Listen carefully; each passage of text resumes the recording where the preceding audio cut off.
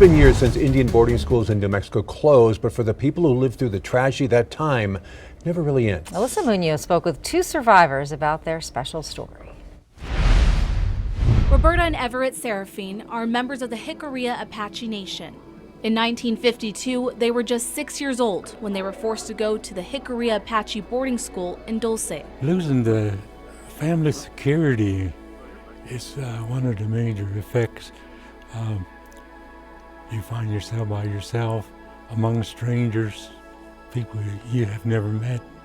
These schools were created by the federal government to push indigenous children into mainstream American culture through education. School, you were being taught or brainwashed or whatever you want to call it. You were a white person. And then when you went home, you were Apache.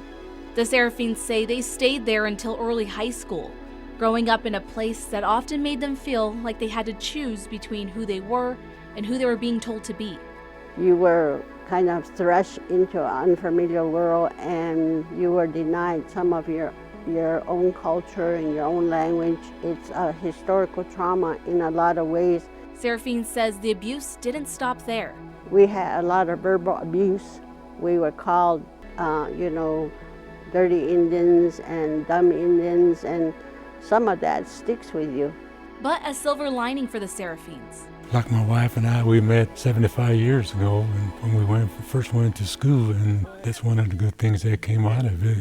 And we've known each other for 75 years, and we've been married 60-some years. In January, they shared their experience with the National Native American Boarding School Healing Coalition, NABS. The organization is collecting stories to be a part of a permanent collection archived at the Library of Congress and the Smithsonian American History Museum. We've had some people who have come to us and said, I've shared my story, but nobody believed me. And so by having over 300 interviews so far, we're helping those individuals who could say, yes, my story is the truth. Across the U.S., there are 526 boarding schools, nearly 50 here in New Mexico. The organization says they hope this project brings healing across their communities. Reporting Alyssa Munoz, KWT Action 7 News.